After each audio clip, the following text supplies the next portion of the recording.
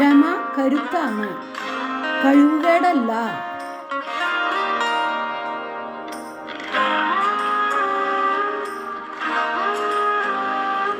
ക്ഷമാശീലന് കുറച്ചു കാലത്തേക്ക് മാത്രമേ സഹിക്കേണ്ടി വരൂ. അത് കഴിഞ്ഞാൽ അവൻ്റെ മുമ്പിൽ സന്തോഷം പൊട്ടിവിടരും. പ്രഭാഷകൻ 1:23.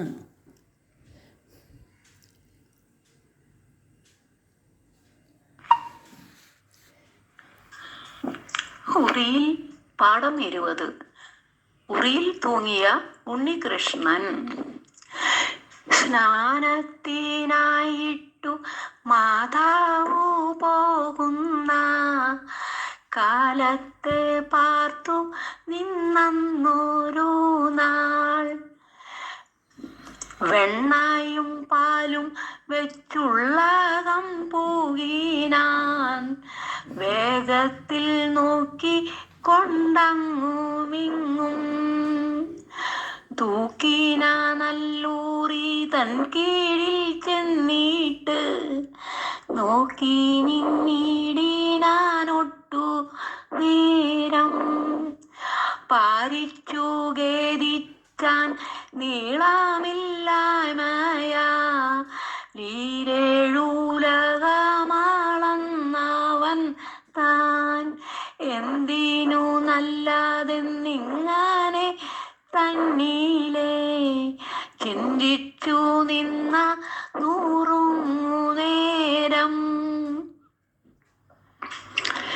ദൂരത്തു നിന്നൊരു പാഴൂരൽ കൊണ്ടന്ന് ചാരത്ത് ചാലെ കമഴ്ത്തി വച്ചാൻ.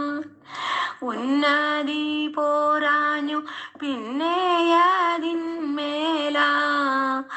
അങ്ങൊന്നുമായൊരു പീഠം വച്ചാൻ. ഉന്നതി പോരാഞ്ഞു പിന്നെയതിന്മേലാ അങ്ങുന്നതമായൊരു പീഠം വച്ചാൻ. പെട്ടെന്ന് പാഞ്ഞു കരേറിനാൽ തന്മീതെ പൊട്ടനല്ലേതുമാവാതിനെല്ലാം. പെട്ടെന്ന് പാഞ്ഞു കരേറിനാൽ തന്മീതെ പൊട്ടനല്ലേതുമാവാറ്റിനെല്ലാം. ചിത്തം തെളിഞ്ഞിട്ട് പുത്തനാം നല്ലൂറി ഒത്തി നിന്നങ്ങ് പീഡിക്കും നേരം. പീഠം പീരണ്ട് നീലത്തങ്ങ് വീഴയാ ആടിത്തുടങ്ങി നാനങ്ങുമിങ്ങും ചാരെ കരഞ്ഞു തുടങ്ങിനാൽ പിന്നെയോ ബാലകന്മാരുടെ ശീലമല്ലോ. കൃഷ്ണഗാഥ ചെറുശ്ശേരി. 1. അമ്മ കുളിക്കാൻ പോയപ്പോൾ കൃഷ്ണൻ എന്തു ചെയ്തു? കുളി എന്നതിന് പകരം എന്ത് വാക്കാണ് ഉപയോഗിച്ചിരിക്കുന്നത്? 2. എന്തുകൊണ്ടാണ് കൃഷ്ണൻ വളരെ ദുഃഖിച്ചത്? ഉറിയിലെത്തുവാൻ എന്തുപായം കണ്ടുപിടിച്ചു? ഉറി എത്തിപ്പിടിക്കുമ്പോൾ എന്തു പറ്റി? കൃഷ്ണൻ 14 ലോകവും അളന്നതെങ്ങനെ? മഹാബലിയുടെ കഥ അറിയുമോ?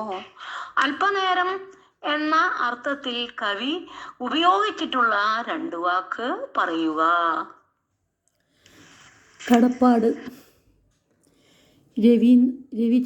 രവീന്ദ്രൻ കോവിലകത്ത്. കടപ്പാട്. ഓക്കേ.